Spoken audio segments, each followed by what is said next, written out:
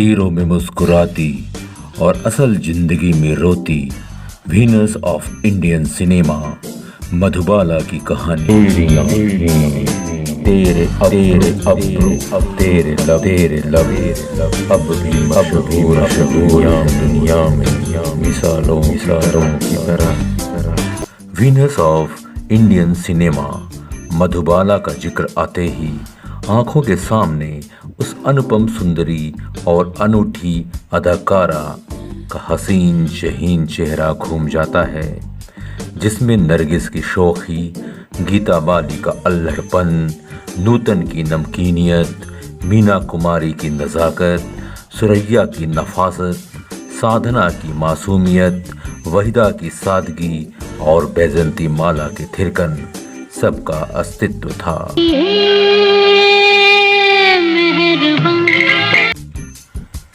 सन 1933 Valentine दिन यानी 14 फरवरी को ऊपर वाले ने अपनी एक खूबसूरत रचना के रूप में एक बच्ची को दिल्ली में रहने वाले पेशावर घाटी के यूसुफ जाई पठान, अताउल्ला खां और आयशा बेगम के घर भेजा। दिल में छेद होने की वजह से बच्ची का सारा बदन नील कमल की तरह नीला था। यह ब्लू बेबी बहुत बीमार थी, पर उसने अस्पताल में ही मौत को हरा दिया।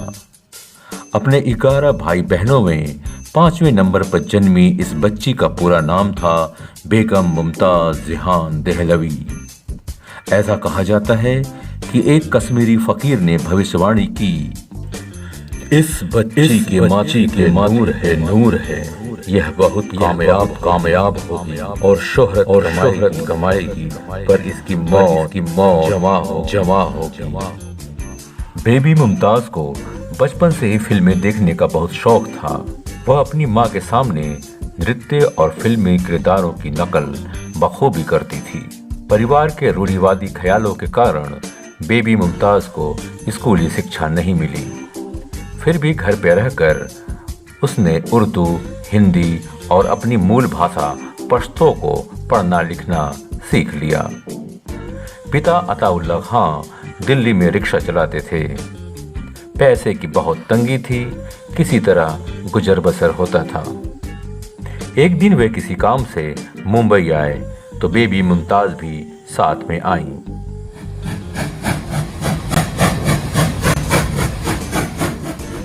छह साल की मुमताज पिता के साथ पुराना सागर स्टूडियो देखने गई।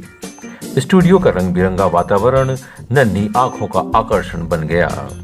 वापस दिल्ली आकर बेबी मुमताज ने नृत्य और संगीत को आत्मसात करने का मन बनाया। बात 1940 की है। बेबी मुमताज को दिल्ली के ऑल इंडिया रेडियो स्टेशन पर संगीतकार खुर्शीद आलम के साथ काम करने का मौका मिल गया।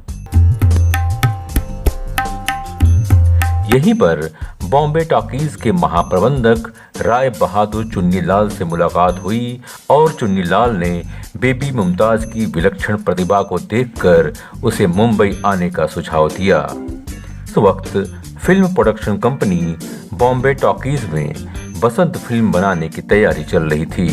अताउल्ला खां को अपनी चाँद सी बिटिया से उम्मीद जगी। बेहतर जीवन की तलाश और कश्मीरी फकीर की बात याद करके अताउल्ला खां सपरिवार मुंबई आ गए। बॉम्बे टॉकीज की फिल्म बसंत, जिसमें अभिनेता उल्लास और मुमताज शांति काम कर रहे थे, के लिए एक छोटी लड़की की तलाश थी। चुन्नीलाल ने बेबी मुमताज को बॉम्बे टॉकीज की मालकिन देविका रानी से मिलवाया। इस तरह 1942 में बेबी मुमताज को 150 रुपये महीने पर एक बाल कलाकार के रूप में बॉम्बे टॉकीज की फिल्म बसंत में काम करने का मौका मिल गया। उस समय की प्रसिद्ध अभिनेत्री और बॉम्बे टॉकीज की मालकिन देविका रानी बसंत फिल्म में बेबी मुमताज का अभिनय और उसकी मोहक मुस्कान को देखकर फिदा हो गईं और बोली, आज से तुम्हारा नाम मधुबाला होगा। यह नाम इंदौर के प्रसिद्ध कवि हरि कृष्ण प्रेम ने दिया था। इस तरह बेबी मुमताज का स्क्रीन नेम मधुबाला हो गया।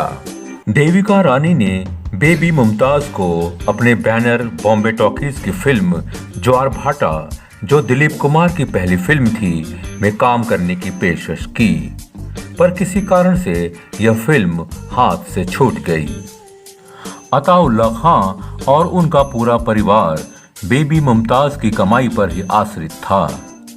गरीब परिवार का पेट पालने के लिए वो अपनी बेटी मुमताज को लेकर के स्टूडियो का चक्कर मारने लगे।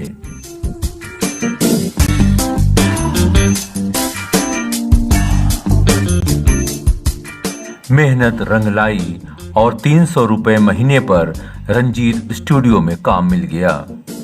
बेबी मुमताज ने 1942 से 1947 के बीच रंजीत स्टूडियो के साथ बाल कलाकार के रूप में 5 फिल्में की और अपना अभिनय कौशल प्रस्तुत किया।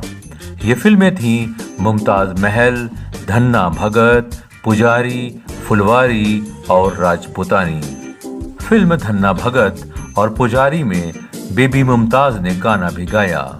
बेबी मुमताज को कार चलाने का बहुत शौक था, इसलिए केवल 12 साल की उम्र में उन्होंने कार चलाना सीख लिया।